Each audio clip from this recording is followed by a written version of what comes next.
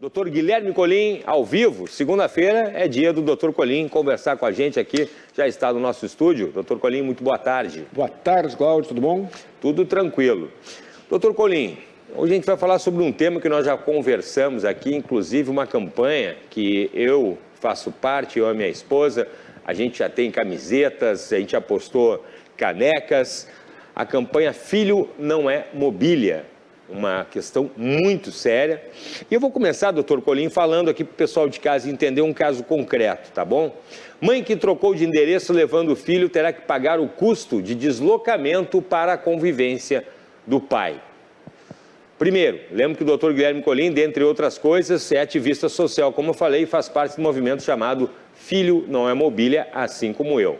Movimento esse que visa combater todas as formas de alienação parental e ataca aí ferocidade, a troca de endereço com o afastamento da criança de um dos genitores, né, e sua família também.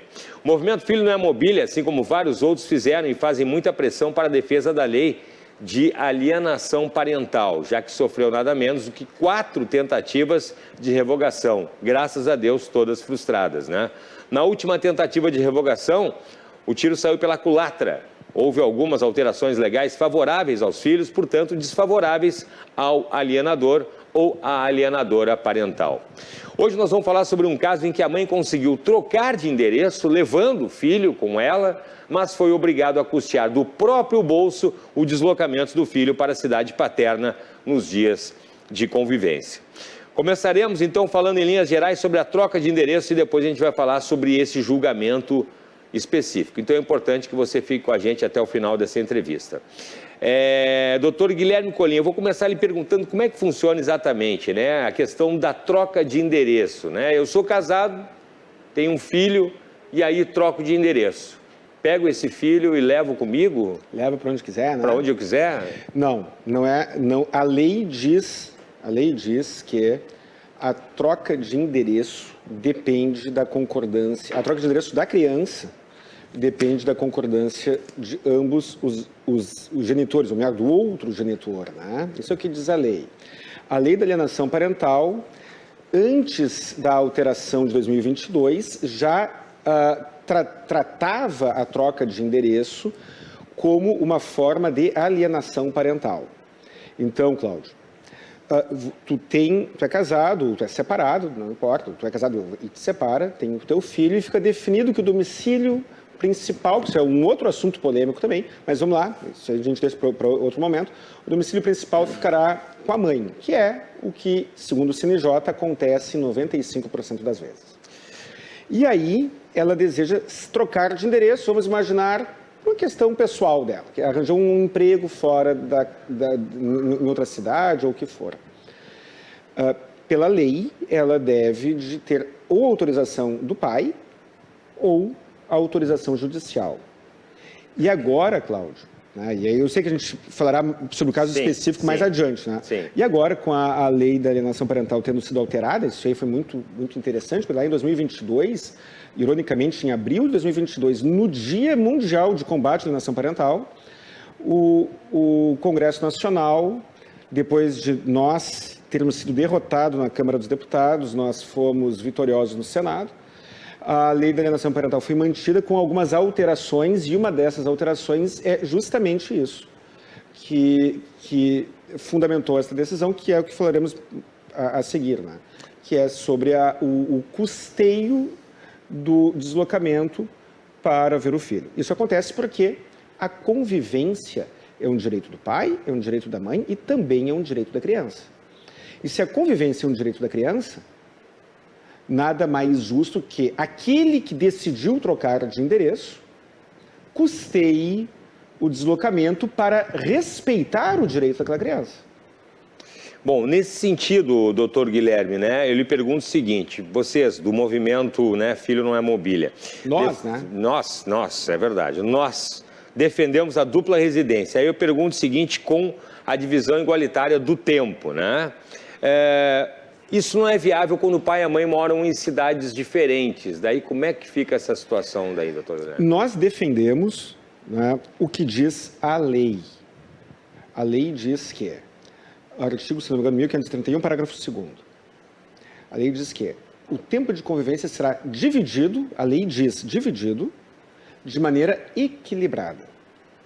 E, assim como em vários países do mundo, a lei é quase a mesma. Em Portugal, eu já me debrucei sobre a jurisprudência de Portugal, a lei de Portugal foi copiada da nossa. Com a diferença que o tribunal português respeita o texto legal e o nosso quase sempre descumpre. Mas nós defendemos isso, que como regra geral, quando nem sempre será possível, mas quando o pai e a mãe tiverem condições e vontade, que seja priorizada a divisão igualitária de tempo, e já existem decisões nesse sentido no Brasil. Infelizmente, não é um entendimento majoritário, mas cada vez mais tem sido mais comum, embora ainda não esteja longe de ser o preponderante. Quando o pai e a mãe moram em cidades diferentes, e aí, Cláudia, a gente temos duas situações. Temos aquela situação em que o pai e a mãe sempre viveram em cidades diferentes. O pai mora em Porto Alegre e a mãe mora em Florianópolis. Aí um vai visitar a cidade do outro, ou o que for, e tem um filho sem que a criança nunca tenha morado com o pai e com a mãe. E por razões óbvias, ela nasce no domicílio da mãe, né? Isso é uma situação. Tem outra situação em que o casal mora na mesma cidade e aí em algum momento eles se separam e ou o pai ou a mãe vai para outra cidade, outro estado, ou o que for. Esta é uma outra situação. Em ambos os casos, costuma ser muito difícil essa convivência meio a meio. Costuma ser muito difícil, muito embora, Cláudio, o Tribunal de Justiça do Distrito Federal tenha proferido uma decisão,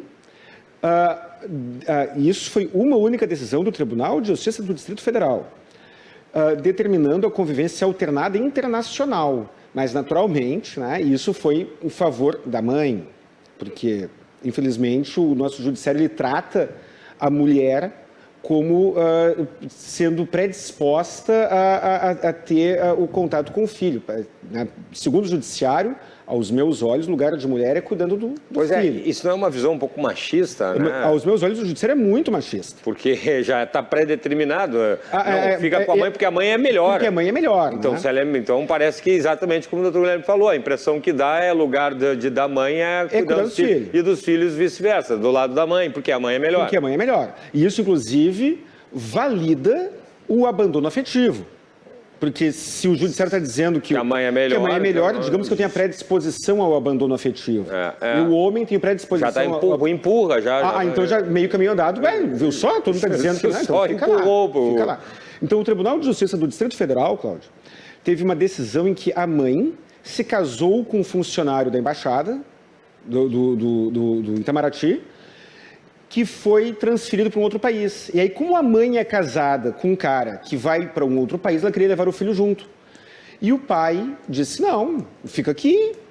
Foi tu que te casou com ele, não fui eu. Sim. É tu que quer sair do país, não sou eu, fica aqui. Sim. E aí o judiciário do Distrito Federal proferiu uma decisão até o momento, dizendo que será 2 anos num outro país e 2 anos aqui. Isso, para mim, é muito preocupante. Mas pois é, né? Dependendo, fica uma... De um modo geral, respondendo à pergunta, a convivência meio a meio, ela se torna inviável.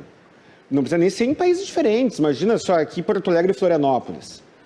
Costuma ser muito difícil operacionalizar isso. Sim. Nós defendemos que, dentro do possível, seja definida a convivência o mais próximo possível, né? Estou sendo redundante, né? Mas Sim. o mais próximo possível do meio a meio. Em cidades diferentes, infelizmente, isso costuma ser inviável, então o juiz deveria avaliar de maneira imparcial qual é a melhor opção para o filho e sem preconceito de gênero. É o que deveria acontecer e, aos meus olhos, não é o que acontece. Pois é, doutor Guilherme. Inclusive, tem uma outra questão também que algumas pessoas argumentam e defendem, que a questão da evolução profissional, digamos assim, da mulher, passa, por vezes, a troca de endereço, né? E que daí a questão da criança estaria, do filho, né? Seria uma âncora. Isso prejudicaria essa evolução. Não da mulher, né? De qualquer um, né? De qualquer um. E infelizmente, eu rezo para que um dia não seja 95% das ações de disputa de guarda reconhecendo que a mãe seja a melhor opção, né? Eu não acredito que seja, Sim, em 95% dos casos, a melhor opção com a mãe. Mas, Cláudio, a evolução profissional de alguém é o interesse do adulto. E o judiciário e a doutrina de direito de família, ela contempla o chamado princípio do melhor interesse do filho, melhor interesse da criança. E aí isso vai pelo ralo quando a pessoa que tem a guarda ou o domicílio principal do filho, supostamente, porque nem às vezes a evolução profissional é um pretexto, outras vezes é de verdade.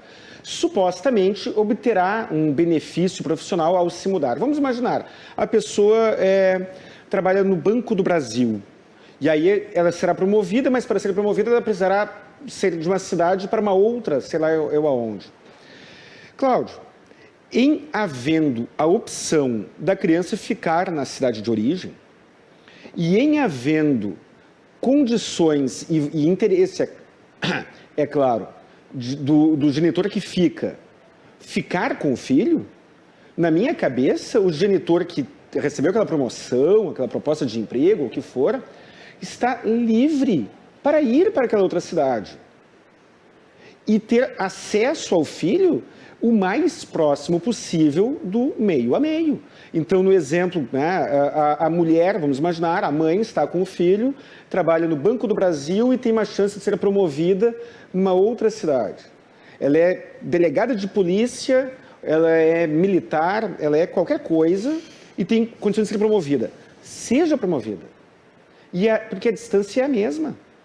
E se o pai pode ficar a 300 quilômetros do filho, por que a mãe também não pode? Então, aos meus olhos, o que nós defendemos como regra geral é isso. É isso. O mais possível do meio a meio. Quem vai para outra cidade por conta dos seus próprios interesses, que vá e deixe o filho na cidade de origem. Até porque, Cláudio, esse papinho da vida profissional, da evolução profissional, então tem pessoas que, dependendo da sua atividade, mudam de endereço várias vezes em curto espaço de tempo. Sim. A pessoa está morando em Porto Alegre, depois ela vai para não sei aonde, depois vai para outro lugar e vai para outro lugar. E aí o filho nunca vai criar laços no colégio, nunca vai. Aquela criança está fadada. Os vizinhos, a não ter amigo de infância. Amigo de infância, é. E eu tenho familiares assim que já me comentaram, né? Pois é, né? Saíram de Porto Alegre, foram morar pelo Brasil afora e a gente se reencontrou aí. E eles comentaram isso, né? A gente tem uma questão aí que acho bacana ficar vendo vocês que são parentes, mas o convívio mesmo, nem com amigos, porque a gente ficava, cada vez que a gente formava uma turma, social, a gente mudava. Rompe. Então estava tudo começando sempre. E aí então eu vejo, Cláudio, né, nesse argumento, uma postura adultocentrista. E o que é pior, uma postura adultocentrista extremamente machista e que prejudica a mulher. Só que muitas vezes a mulher não sabe disso. Sim. Por que a mulher é prejudicada e não sabe, aos meus olhos? Primeiro, porque aos meus olhos o lugar de mulher não é na cozinha. A mulher, tudo que um homem consegue fazer profissionalmente, a mulher também consegue. Ela é tão apta quanto eu, quanto tu, Cláudio. E tudo que uma mulher consegue fazer em relação aos filhos, tirando a amamentação, o homem também consegue. Basta querer. Primeiro, a sobrecarga. O casal se separa, Cláudio. Aí o homem, digamos que ele tem uma predisposição ao abandono afetivo, que é uma coisa terrível, também acontece. O homem consegue renovar a vida dele. O cara se separa hoje, amanhã já está no Tinder, dando tiro lá já está na vida, já está na pista. A mulher tem um filho em que ancora a vida dela. Aí ela quer arranjar um novo namorado, quer retomar a vida, ela tem uma sobrecarga. Primeiro problema. Segundo problema, no próprio desenvolvimento profissional. Eu não concordo muito, eu não acredito muito, eu não engulo muito algo que é repetido muitas vezes. Então vamos fazer de conta que seja verdade que a mulher ganha menos no mercado de trabalho. Um dos argumentos daqueles que defendem, que sustentam que a mulher ganha menos no mercado de trabalho, sustentam que isso acontece porque a mulher fica ancorada, que a mulher é prejudicada no seu desenvolvimento profissional por conta da sobrecarga com os filhos. Pois bem, se isso for verdade, eu tenho a solução, que é tratar ambos os gêneros com igualdade. E se a mulher arranjou uma promoção para ir para outra cidade, por questões profissionais, que vá e que se dedique à sua vida profissional. E que tenha acesso ao filho o máximo possível, porque também não vale a pena, também não faz sentido. Sim. Ela vai para outra cidade e ter acesso restrito, claro que não. Não, ninguém falou isso. Ninguém falou isso. Não. Então, mas assim, estamos evoluindo, infelizmente, devagar. Sim. Doutor Guilherme, sobre aquela decisão judicial que a gente falou lá no início da entrevista, quando a mulher saiu, foi trabalhar fora, o juiz permitiu, mas obrigou ela a custear a viagem, a visita do filho aí para... O deslocamento do filho para ver o pai. Bom, Cláudio, essa decisão judicial, vamos começar do ponto de vista técnico. Lei da Alienação Parental, artigo 6º, parágrafo 1º. Presentinho de 2022 para a galera revogacionista, para pro grupo, isso aí eu tiro no pé, desculpa eu não conseguir conter minha ironia, Cláudio. Sim. O caso é o seguinte, lá em 2022, houve uma alteração na lei da alienação parental no sentido oposto o que os grupos que defendiam a revogação pretendiam.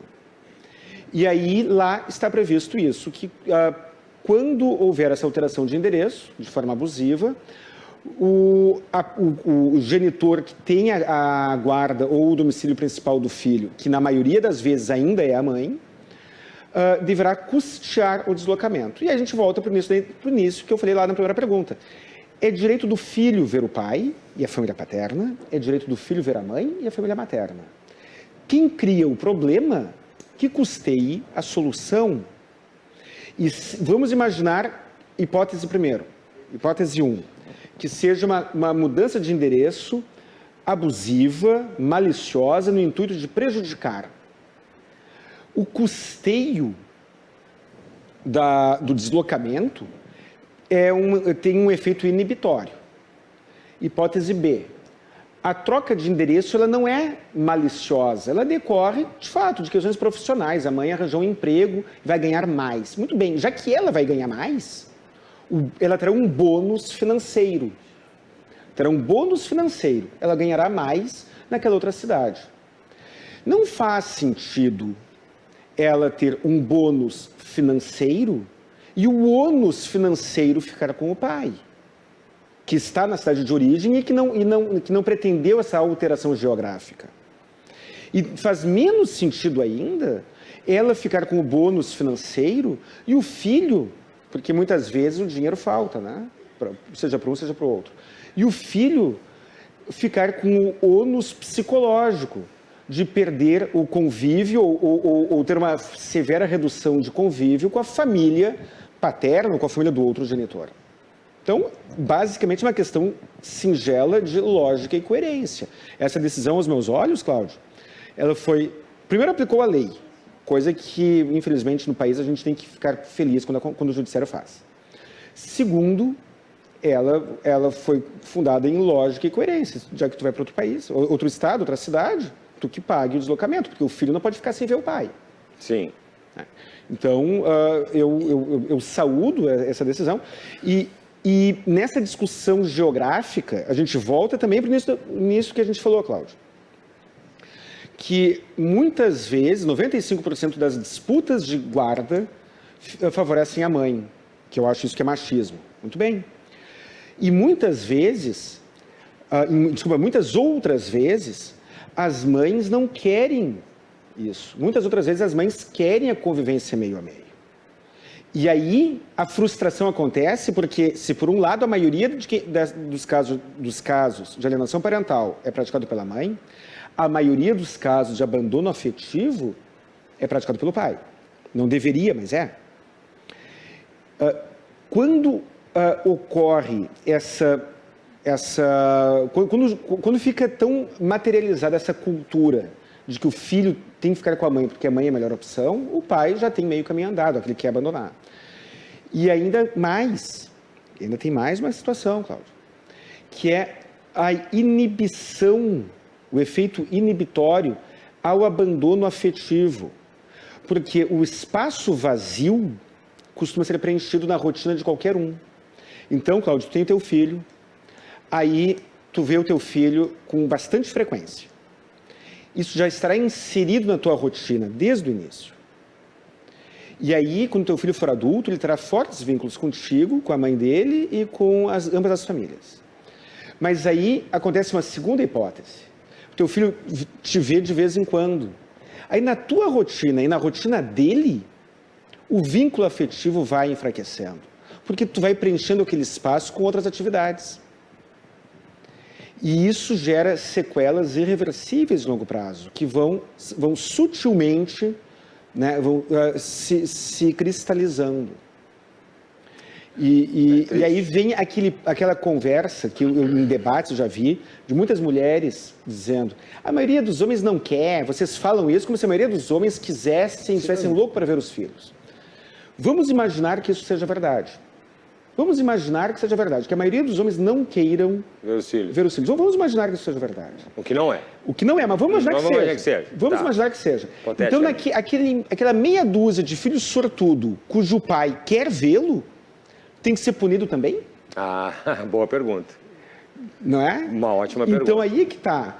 Mas aí vem aquele argumento, mas é a mãe que eu já me deparei várias vezes, inclusive em petição por escrito. Eu já vi profissional do direito que deveria redigir peças de cunho técnico dizendo: é a mãe que cria, é a mãe que gera, que teve a dor do parto. Toda aquela lenga-lenga que não tem nada técnico. Que não tem nada de técnico. Muito bem. É a mãe que cria, a mãe que isso, a mãe que aquilo, a mãe que aquele outro. Tá certo.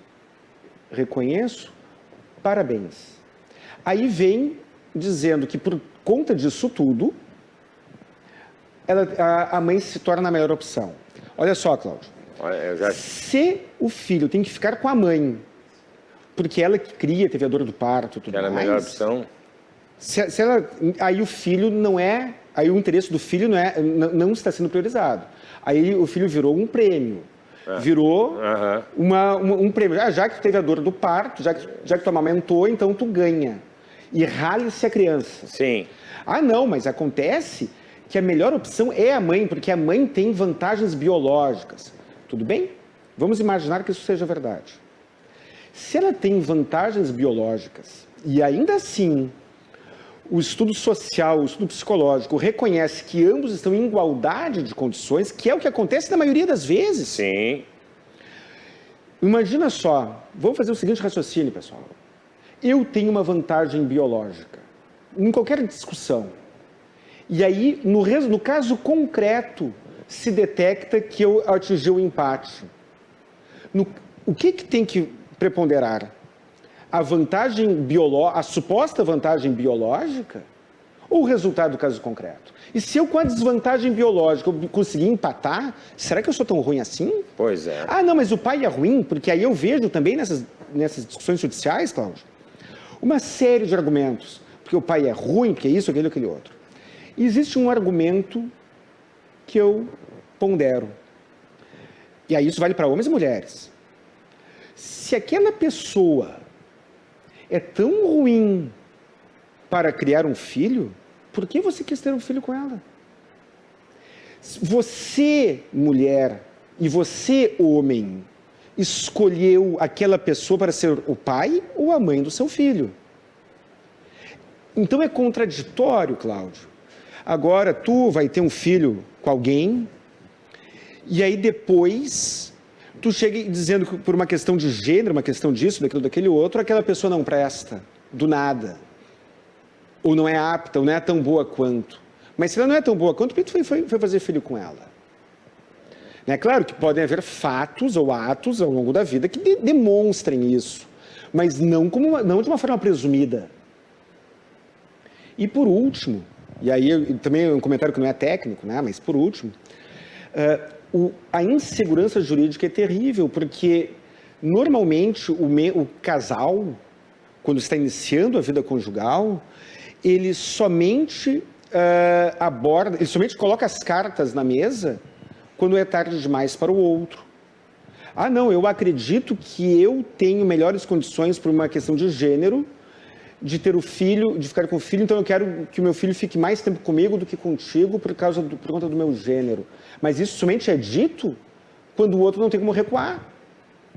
Então, por essas e por outras, que nós, do movimento Filho Não é Mobília, e tantos outros que tem aqui no país, somos tão categóricos em defender a convivência meio a meio, sempre que possível, e em havendo troca de endereço, que ela seja inibida, desestimulada de todas as formas, e parabéns a essa decisão que jogou no caso concreto foi a mãe, mas poderia ter sido o pai, que trocou de endereço, então que custeie o exercício do direito do filho de ver o pai. Seguimos então conversando com o Dr. Guilherme Colin sobre a questão de filho não é mobília, alienação parental.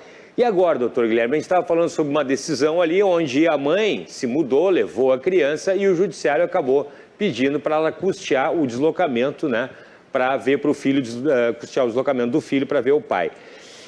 Doutor Guilherme, lhe pergunto para os colegas, né, operadores do direito, advogados, se depararem com um caso desse, que não é muito, né, que é bastante comum. Não é nada raro. Não é nada raro.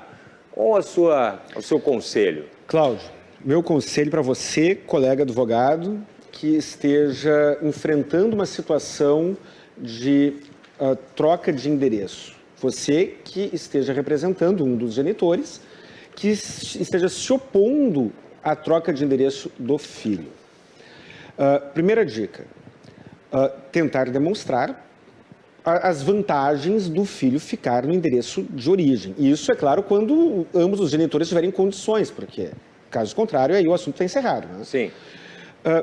E lutar ferrenhamente em defesa disso. Que a regra geral seja permanência no domicílio de origem. E aí é que está. De que forma? Né? Pelo princípio do melhor interesse da criança, demonstrar todos os vínculos sociais e afetivos que aquela criança já tem ali. Segunda dica, demonstrar a flexibilidade e a proatividade do genitor que fica, Cláudio. Então, vamos imaginar, eu vou advogar para ti, Cláudio. Tá. Aí tu te separa da Rihanna, que eu sei que espero que vocês não vão se separar nunca, tá. Né? Mas aí tu tá brigando com a Rihanna, tua esposa. Tá. E aí ela quer voltar, quer ir para outro local. E nós temos a Candice. E você tem a Candice. Demonstrar, e eu vou ser teu advogado, Tá. digamos. Demonstrar que em a Candice ficando contigo, tu vais facilitar ao máximo o acesso dela na cidade de origem. Sim. De que forma? Depende do caso concreto. Sim. Depende do caso concreto. Sim. Mas fazer uma lista, uma tabela, vantagens e desvantagens. Ficando na cidade de origem.